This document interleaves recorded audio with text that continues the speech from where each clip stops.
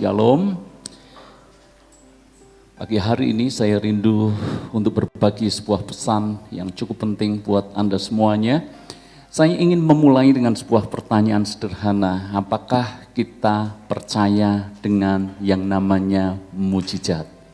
Saya yakin Anda percaya bahwa sampai hari ini mujizat Tuhan masih terjadi. Yang percaya katakan amin. Sampai hari ini mujizat tetap ada. Alkitab menulis bahwa Yesus yang kita sembah, Yesus yang tidak pernah berubah. Dulu, sekarang, dan selama-lamanya. Kalau dulu Yesus bisa lakukan mujizat, maka kita percaya saat ini Yesus bisa melakukan mujizat. Dan di waktu yang akan datang, sampai kapanpun, karena Yesus tidak berubah, Yesus juga bisa melakukan mujizat. Kalau dulu dia bisa sembuhkan, saat ini dia juga bisa sembuhkan, dan sampai kapanpun Yesus bisa sembuhkan. Kalau dulu dia memelihara dan mencukupkan, sampai hari ini dia bisa mencukupkan segala kebutuhan kita, dan sampai kapanpun Yesus akan mencukupkan kebutuhan kita semuanya. Dalam hidup ini saya berulang kali punya pengalaman dengan Tuhan, bahwa dia sungguh layak untuk dipercaya dan mujizatnya sampai hari ini terjadi. Saya mungkin pernah menyaksikan kepada saudara semuanya, saya pernah mengalami mujizat kesembuhan. Saya juga pernah punya pengalaman 5 roti 2 ikan, cukup untuk 5.000 orang, masih sisa 12 keranjang. Artinya Yesus yang saya sembah, Yesus yang saya puja adalah Yesus yang sanggup melakukan banyak perkara ajaib. Ketika tidak ada jalan, Yesus bisa buat jalan. Ketika semua pintu bahkan tertutup, Yesus bisa buatkan pintu, tunjukkan satu pintu yang terbuka, dan kita mengalami banyak perkara-perkara ajaib bersama dengan Tuhan. Saya percaya sekali lagi bahwa Anda semuanya meyakini sampai hari ini mujizat itu masih terjadi.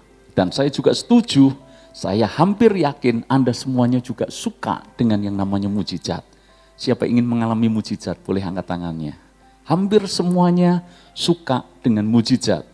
Namun yang hari ini saya ingin bahas kepada Anda, bukan soal apakah kita percaya mujizat atau tidak, sebab kita yakin mujizat masih terjadi. Bukan soal apakah kita suka dengan mujizat atau tidak, karena saya yakin saudara pasti suka mengalami mujizat. Tapi yang kita mau bahas di sini adalah perspektif yang benar tentang mujizat. Pernahkah Anda bertanya, kenapa Tuhan melakukan mujizat? Kenapa Anda sakit, Anda berdoa, dan Anda disembuhkan dengan cara ajaib?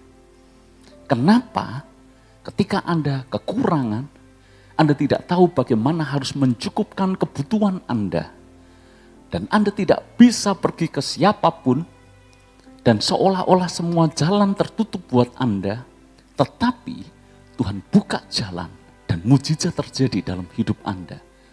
Maka pertanyaannya adalah, kenapa Tuhan buat mujizat dalam hidup kita?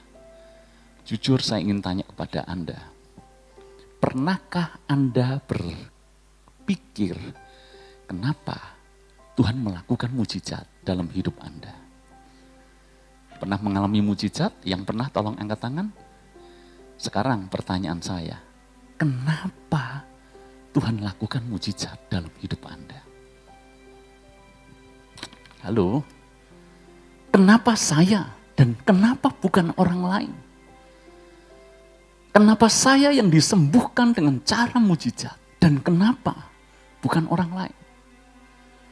Sejujurnya ibu bapak saudara, banyak orang mengalami mujizat tapi tidak tahu kenapa Tuhan melakukan mujizat itu di dalam hidupnya. Karena itu saya ingin mengajak Anda belajar, punya pandangan yang benar tentang mujizat. Sehingga kita tidak gampang keblinger dengan yang namanya mujizat. Sehingga kita bukan orang-orang pengejar mujizat, tapi kita lupa menjadi pengejar-pengejar Tuhan dalam hidup ini. Paling tidak ada 3 alasan yang saya ingin bagikan kepada Anda.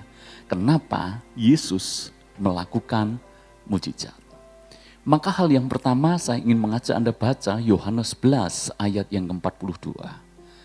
Yohanes pasal yang ke-11, mari kita membaca ayat yang ke-42. Saya ingin ceritakan sedikit latar belakang daripada ayat ini. Ini merupakan kisah yang mana Lazarus dibangkitkan dari kematian. Dan kenapa Lazarus dibangkitkan dari kematian? Mestinya orang yang mati, biarlah mati, toh itu sudah kehendak Tuhan. Tetapi kenapa yang ini dia mati, tapi Yesus bangkitkan dia. Dia ngalami mujizat. Tujuannya apa? Ayat yang ke-42. Aku tahu bahwa engkau selalu mendengarkan aku. Jadi Yesus berdoa kepada Bapanya, sebelum dia membangkitkan Lazarus, aku tahu bahwa engkau selalu mendengarkan aku. Tetapi oleh karena orang banyak yang berdiri di sini mengelilingi aku mengatakannya supaya mereka percaya bahwa engkaulah yang telah mengutus aku. Yesus mendemonstrasikan kuasa Allah. Dia tidak hanya menyembuhkan, tapi bahkan membangkitkan orang mati. Supaya apa? Supaya orang percaya bahwa dia diutus oleh Tuhan. Jadi kita perlu tahu kenapa Yesus melakukan mujizat. Yang pertama adalah supaya kita percaya dia Tuhan yang sungguh punya kuasa. Manusia itu pada dasarnya harus melihat dulu, baru dia percaya. Manusia itu pada dasarnya, ini kita ngomong pada umumnya, harus lihat demo dulu, baru dia tertarik. Berapa banyak di antara Anda memutuskan untuk beli sesuatu, ketika Anda harus lihat demonya dulu. Halo, ada yang demikian? Waktu Anda ditawari sebuah produk misalnya, seringkali kita meresponi biasa-biasa saja. Kita menganggap bahkan sebelah mata, tapi begitu didemokan saudara, kita baru ngeh ini produk yang sangat bagus. Kenapa tadi meresponi biasa-biasa, tapi begitu kita melihat produk itu didemokan, kita percaya bahwa itu barang bagus. Nature-nya manusia adalah melihat dulu, baru dia percaya. Dibuktikan dulu, baru dia percaya. Beberapa minggu yang lalu, kebetulan saya pelayanan di satu kota. Kemudian saya dijamu tentu saja dengan pendeta yang mengundang, dan pendeta ini ditemani oleh majelisnya. Dan pendeta ini menceritakan seperti ini kepada saya, Pak, ini majelis kami ramah saudara gereja itu. Dia ini mantan bodyguard dari sebuah pabrik yang cukup terkenal. Orangnya itu kecil saudara. Jadi jangan bayangkan kalau bodyguard itu selalu yang besar. Orangnya kecil, orangnya juga tidak kelihatan serem, tidak kelihatan sangar seperti itu. Lalu kemudian ngobrol-ngobrol saudara. Dan dia menceritakan bagaimana dia bisa jadi bodyguard daripada si bos pabrik cukup besar ini. Dalam wawancara dia ditanya, kamu lulusan apa?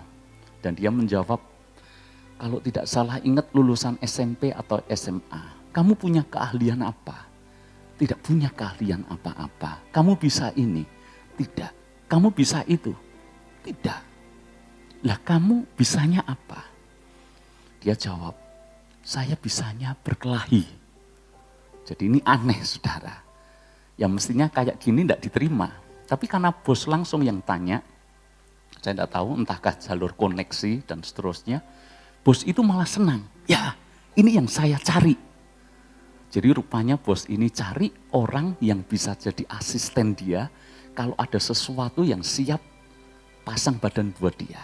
Akhirnya singkat cerita dia diterima. Tapi karena perawakannya kecil, kurang meyakinkan. Maka di sebuah pabrik yang cukup besar, tentu saja dia diremehkan.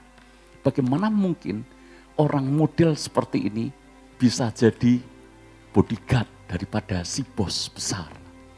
Dan dia tahu karena dia diremehkan, maka dia ingin membuktikan kepada banyak orang, termasuk semua buruh karyawan di situ, supaya mereka percaya kepada dia. Dan dia cerita seperti ini. Bagaimana cara dia untuk membuat orang percaya bahwa dia bisa diandalkan. Dia bekerja di situ, dia mengamati mana di pabrik itu orang yang paling ditakuti. Mana preman di dalam pabrik itu. Dia lihat, oh ini orang yang paling ditakuti. Kalau tidak salah orang Batak dia cerita, tinggi besar, gelap hitam. Dan dia tahu ini orangnya. Maka saudara, dia harus dalam tanda kutip cari gara-gara dengan orang ini. Dan terjadilah perkelahian. Dan dia ngomong kepada saya, sebetulnya saya tidak ngajari Anda berkelahi. Tapi dia ngomong seperti ini, sebetulnya berkelahi itu hanya soal mental. Jangan pernah lihat lawan kita gede, besar. Enggak, yang penting mentalnya harus berani dulu. Dan dia hajar ini orang. Ketika orang yang paling diketakuti dihajar dia habis-habisan. Apa yang terjadi? Semua orang di pabrik itu langsung angkat topi kepada dia. Percaya kepada dia. Pada dasarnya orang harus lihat dulu baru dia percaya. Yesus melakukan, mendemonstrasikan kuasanya. Supaya apa? Supaya orang-orang percaya bahwa dia adalah Tuhan, bahwa dia adalah yang diutus oleh Allah sendiri.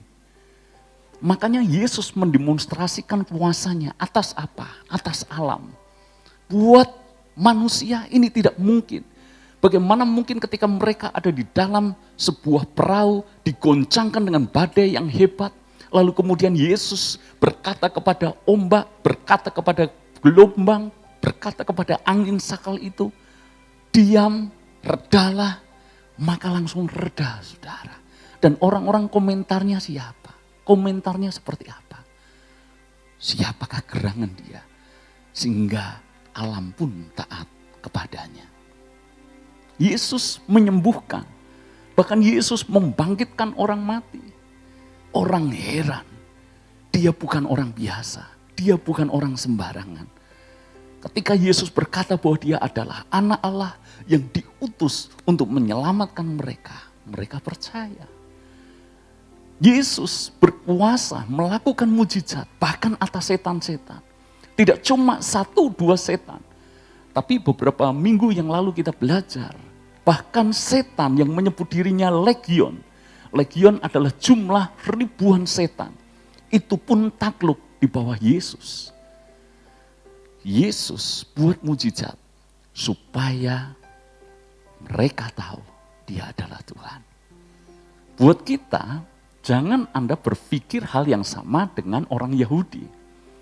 Mereka harus melihat demonstrasi Yesus dulu, baru percaya.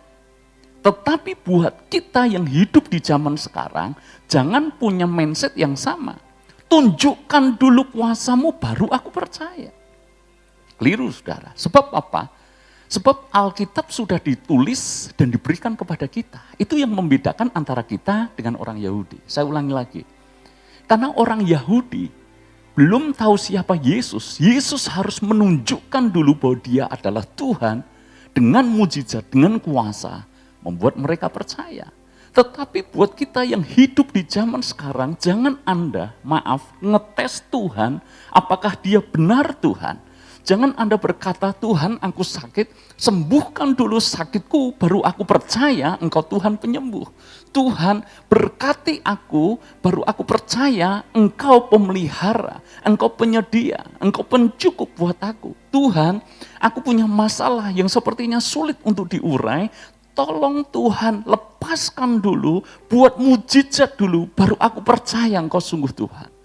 Kalau demikian, kita artinya ngetes Tuhan. Sebab Alkitab sudah dicatat, sudah ditulis untuk saudara dan saya. Kita hanya perlu mempercayai Alkitab. Mempercayai bahwa dia sungguh Tuhan. Jangan kita minta konfirmasi lagi dia Tuhan penyembuh. Melalui kita disembuhkan dari sakit penyakit kita karena mujizat. Sebab Anda disembuhkan atau tidak dengan cara mujizat, kenyataannya dia tetap adalah Tuhan penyembuh dan pembuat mujizat. Amin. Jadi saudara, kenapa Yesus melakukan mujizat? Tujuan yang pertama, supaya kita tahu Dia sungguh adalah Tuhan di dalam hidup kita. Kalau Anda selalu ingat akan hal ini, Anda tidak akan khawatir dengan apapun juga, dalam masalah apapun juga. Begitu Anda berhadapan dengan masalah yang sangat-sangat berat, Anda percaya bahwa dalam Tuhan tidak ada perkara yang mustahil. Karena Dia adalah anak Allah buat kita semuanya. Hal yang kedua, kenapa Tuhan melakukan mujizat? Banyak orang menjadikan mujizat itu sebagai tujuan. Catat baik-baik, kemungkinan besar selama ini saudara, saya menjadikan mujizat sebagai tujuan. Anda kalau berpikir bahwa mujizat adalah tujuan akhir, maka Anda salah besar. Karena Tuhan tidak pernah mendesain mujizat sebagai tujuan utama. Mujizat itu hanya alat, catat baik-baik. Mujizat tidak pernah didesain Tuhan sebagai tujuan akhir. Mujizat hanya alat. Berarti kita perlu mengerti kalau ada alat yang mau dicapai apa. Kenapa Tuhan buat mujizat? Alasannya adalah selain Dia mengenalkan dirinya adalah Tuhan, yang kedua adalah Dia ingin menuntun kita pada pertobatan.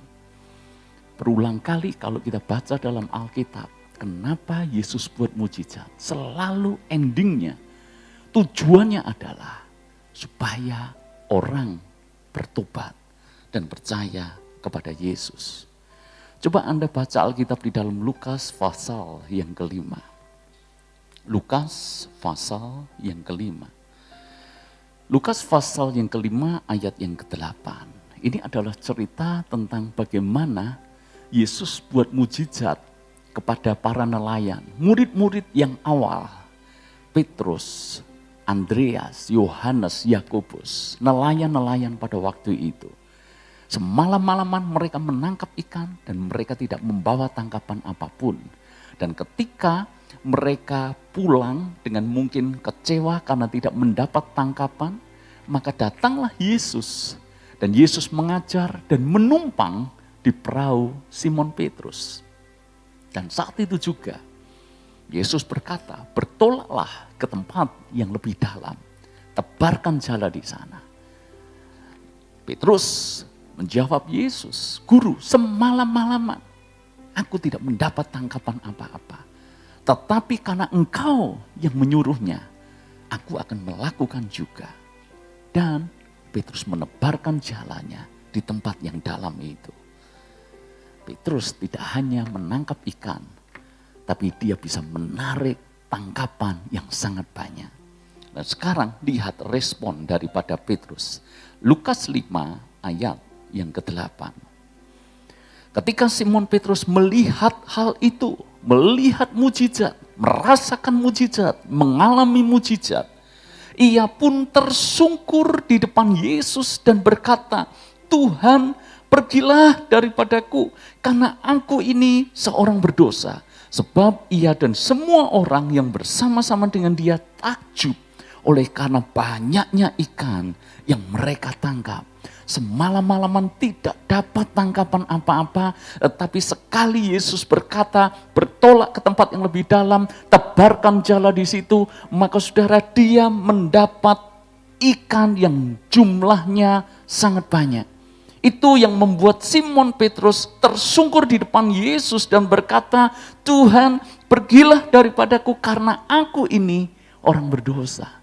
Dan Yesus berkata kepada Simon, mulai sekarang engkau bukan lagi penjala ikan, engkau adalah penjala manusia.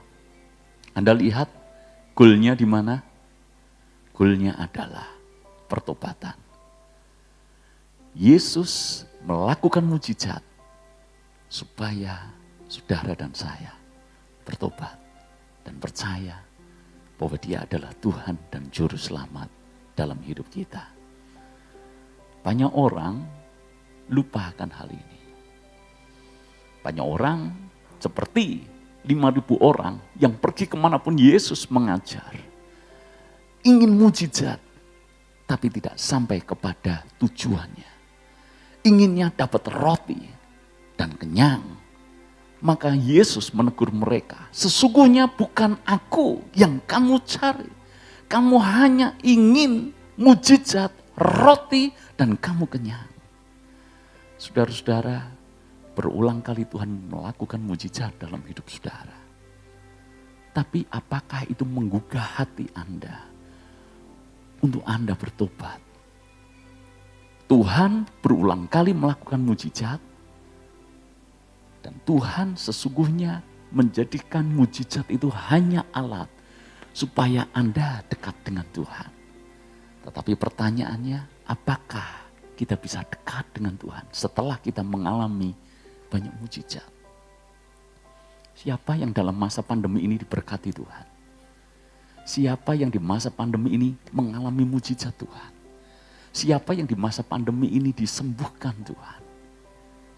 Mujizat kita mengalami. Namun pertanyaannya, apakah itu membawa kita dekat dengan Tuhan?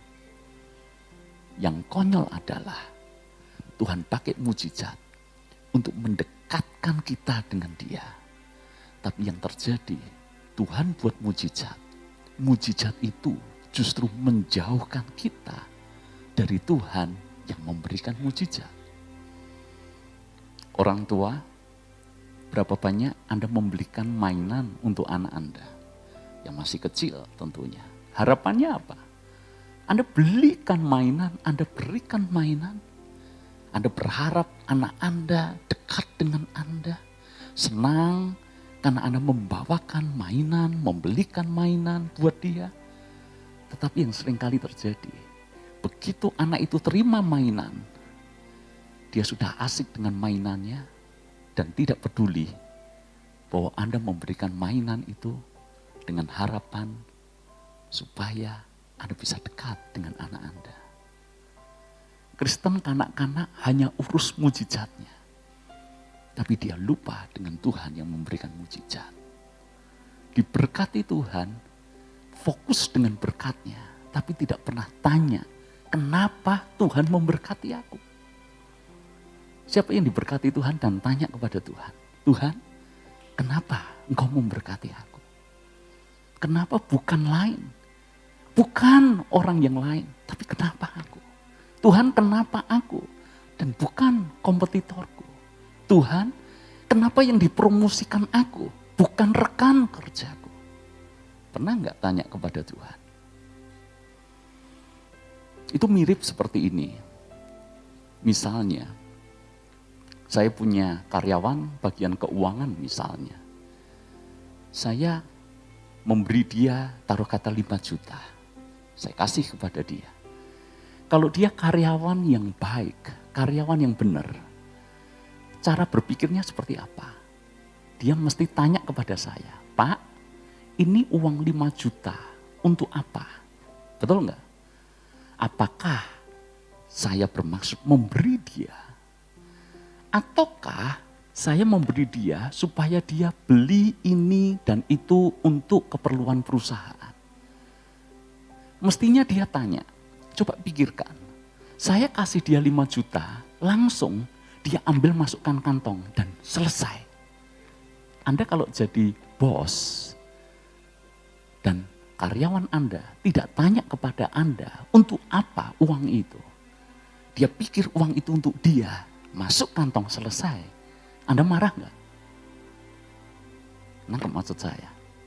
Anda mesti tanya, ini uang untuk apa? Apakah ini untuk saya? Apakah uang ini jangan-jangan saya diminta untuk beli ini, beli itu, dan seterusnya. Saya harus kelola ini, kelola itu, dan seterusnya. Jadi Tuhan buat mujizat selalu ada tujuan. Kitalah yang harus menemukan kenapa Tuhan buat mujizat itu. Tuhan buat mujizat supaya kita bertobat. Tuhan buat mujizat supaya kita semakin dekat. Yang lumpuh mengalami mujizat supaya dia percaya bahwa dia Tuhan dan dia mempercayai dia sebagai Tuhan dan Juru Selamat. Petrus diberkati dengan jumlah tangkapan yang banyak. Hebatnya Petrus, dia tidak fokus dengan ikannya itu. Petrus tidak keasikan dan bingung bagaimana menghitungnya, bagaimana menimbangnya, kemana dia menjualnya, dan kemudian mulai berpikir untuk apa uangnya. Petrus tidak memikirkan akan itu.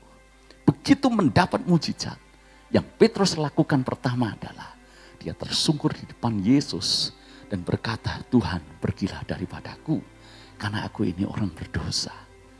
Dia tahu alasan kenapa Tuhan buat mujizat di dalam hidupnya. Makanya jangan kegeeran saudara. Seringkali orang yang mengalami mujizat, karena dia tidak ngerti tujuan mujizat itu untuk apa. Banyak orang mengalami mujizat justru menjadi sombong rohani. Dia merasa diistimewakan Tuhan. Dia merasa dispesialkan Tuhan. Apalagi tidak hanya mengalami mujizat, dia melakukan mujizat. Bisa lebih sombong lagi. Apalagi ketika dia mendoakan orang, orang sakit itu sembuh. Apalagi ketika dia mengusir setan, setan itu pergi. Apalagi dia bernubuat demi nama Tuhan dan melakukan banyak mujizat demi nama Tuhan. Dia merasa dirinya lebih hebat dibanding dengan yang lain. Pada hari terakhir Alkitab menulis seperti itu. Orang-orang seperti ini akan berteriak kepada Tuhan, Tuhan, Tuhan. Bukankah aku melakukan mujizat demi namamu? Aku mengusir setan demi namamu. Aku bernubuat demi namamu. Tetapi Yesus menjawab, aku akan berterus terang kepadamu. Sesungguhnya aku tidak mengenal kamu, hai engkau pembuat kejahatan. Melakukan mujizat. Tidak hanya mengalami, melakukan saudara. Lebih hebat lagi. Tapi tidak jadi ukuran apakah dia berkenan kepada Tuhan atau tidak. Maka catat baik-baik. Kadar kerohanian kita yang sesungguhnya, kedewasaan kita yang sesungguhnya tidak diukur dari mujizat yang kita alami. Kita nanti keliru persepsi kecil saudara. Kalau kita bisa mengalami mujizat, bahkan melakukan mujizat, lalu kita berpikir bahwa kita orang yang pasti luar biasa di hadapan Tuhan. Kalau tidak, bagaimana mungkin Tuhan melakukan mujizat dalam hidupku? Keliru besar kalau Anda berpikir demikian. Karena kita mestinya harus tahu, mujizat itu terjadi karena ada sebuah tujuan. Amin. Tujuannya pertobatan dan mendekatkan kita dengan Tuhan. Dan yang ketiga atau yang terakhir, saya ingin mengulang lagi. Jadi gini, Tuhan buat mujizat tujuannya supaya kita tahu Dia adalah Tuhan. Tuhan buat mujizat supaya kita bertobat dan dekat dengan Dia. Pertanyaannya, kalau kita sudah percaya kepada Tuhan dan sudah dekat dengan Tuhan, kalau demikian mujizat tidak perlu lagi. Amin. Betul enggak? Saya ulangi lagi. Tujuan mujizat bukankah supaya kita bertobat? Kalau kita sudah bertobat, berarti tidak akan mengalami mujizat. Betul? Mulai bingung. Ada, iya betul juga ya, masuk akal juga. Kalau tujuan tercapai buat apa? Jadi kalau kita bicara sebagai mujizat, mujizat itu tidak hanya alat untuk menyatakan Dia Tuhan. Mujizat bukan hanya alat supaya kita bertobat dan dekat dengan Dia. Tapi yang ketiga ini saudara, mujizat adalah alat Tuhan untuk menyatakan kasih dan perkenanannya kepada kita. Jadi sekalipun kita sudah bertobat, sekalipun kita dekat dengan Tuhan, tapi kita akan tetap terus mengalami mujizat. Karena mujizat dipakai Tuhan untuk menyatakan kasih-Nya kepada kita semuanya. Yang percaya katakan amin. Mujizat seringkali Tuhan pakai bahkan untuk menegur kita. Itu kerennya Tuhan. Tuhan kadangkala kalau menegur, tidak perlu teriak-teriak, tidak perlu marah-marah. Kadangkala menegurnya pun dengan mujizat. Coba baca Yohanes 21 ayat yang ketiga.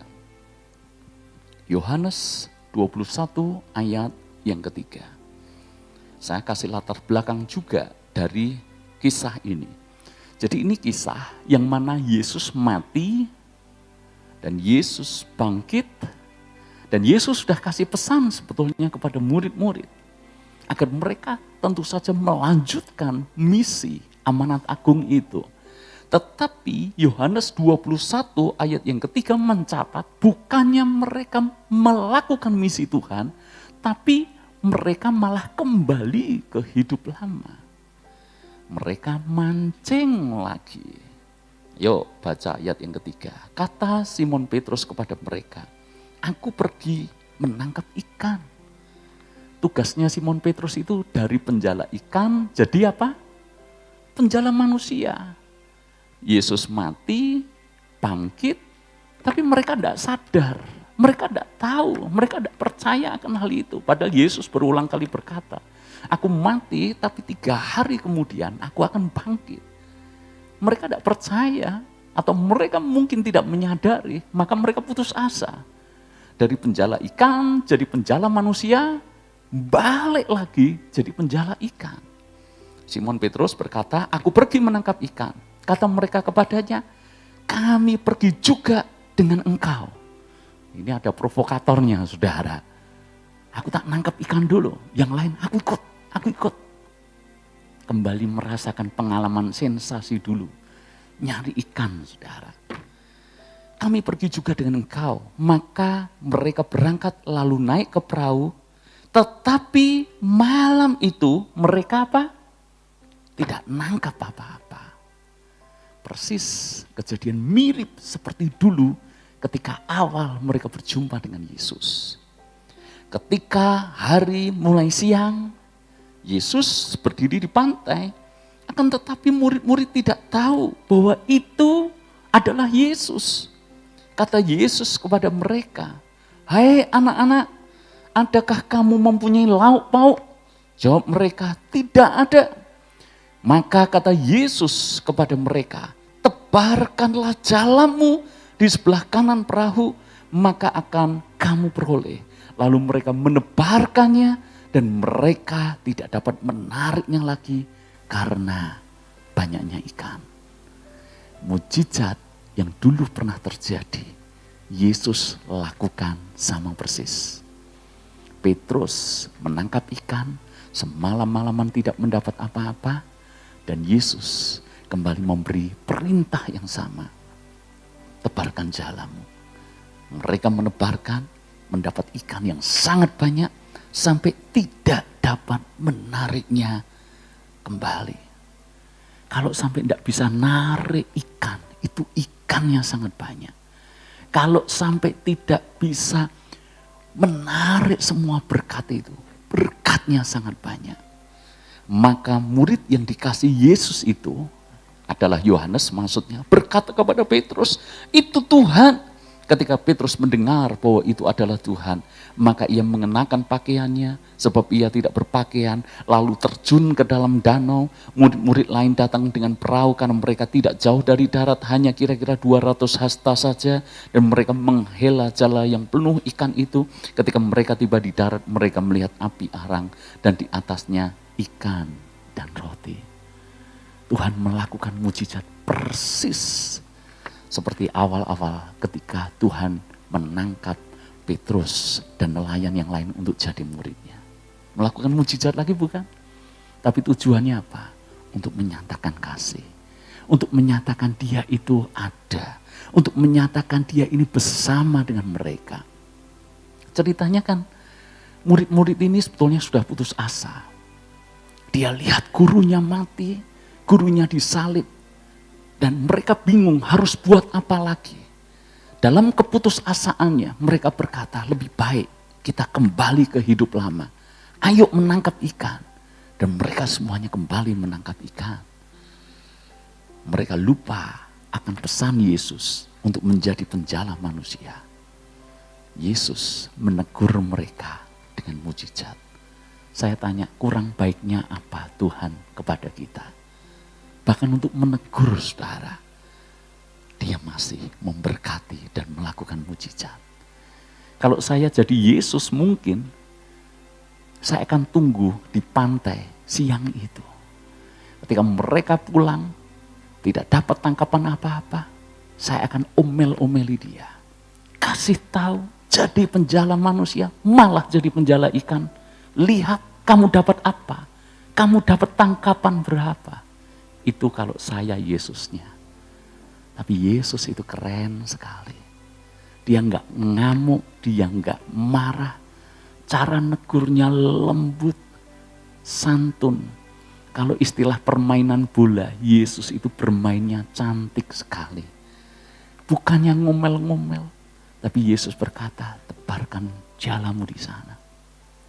Tangkapan yang banyak. Mereka baru yang kasih perintah itu Yesus. Karena memori mereka kembali. 3 tahun sebelumnya mereka punya pengalaman yang sama.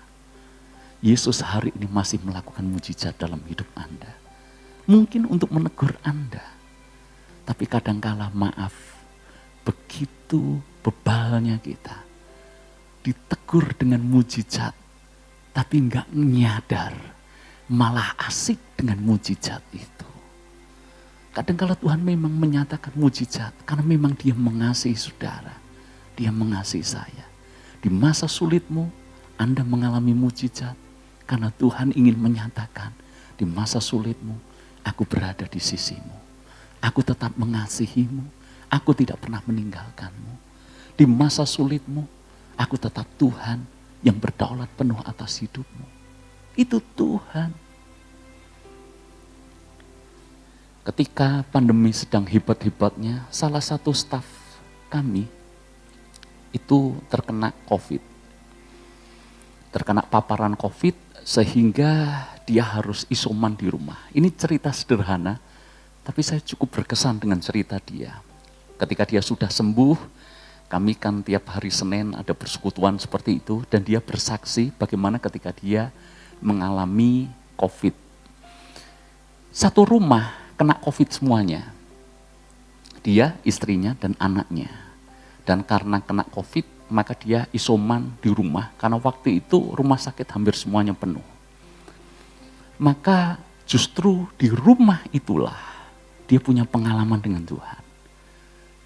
Banyak orang ketika terpapar COVID, karena tidak bisa kemana-mana, tidak bisa melakukan apa-apa, yang ada hanyalah jarak antara dia dan kematian, itu membuat dia cari Tuhan. Teman saya, staf saya, itu juga melakukan hal yang sama. Jarang berdoa mungkin, saya tidak tahu. Tetapi kali itu dia menceritakan, saya begitu dekat dengan Tuhan. Dan saking dekatnya, dia ngomong seperti ini, saya minta kepada Tuhan, Tuhan, jadi ini bahasa sehari-harinya dia. Aku minta sarapan ini kalau bisa, saya bisa makan bubur. Dan buburnya adalah bubur dari rumah makan si A misalnya. Dan dia ngomong, karena saya enggak suka kacang, jangan pakai kacang. Ini aneh saudara. Jadi minta sama Tuhan, detail seperti itu. Ya hanya sekedar minta. Karena memang dia tidak bisa kemana-mana. Baru dia punya keinginan seperti itu. Minta seperti itu kepada Tuhan. Tiba-tiba datanglah seorang temannya. Pagi-pagi dia ketok pintu rumahnya. Dan teriak. Makanan buat kamu ya. Jadi karena isoman tidak berani bukai, dicentelin itu aja di pagar rumah. Ini bubur dari itu. Dia loh kok sama persis. Pengennya bubur, rumah makannya sama. Dan sebelum pulang dia ngomong, tapi sorry ya, kacang entek. Gitu saudara. Persis seperti yang dia minta. Dia baru enggak, itu hal kecil. Tapi Tuhan buat mujizat. Supaya dia tahu ketika dia sakit, dia tidak sendiri. Tuhan peduli dengan dia. Jangankan soal nyawa, soal bubur pun Tuhan pikirkan. Bubur yang enggak pakai kacang, Tuhan pun kasih. Setelah makan bubur, ketagihan mujizat. Tuhan, siang nanti aku pengen sate ayam Tapi yang rumah makan itu Tuhan, ya ini, dapat satu, minta lagi. Dikasih hati,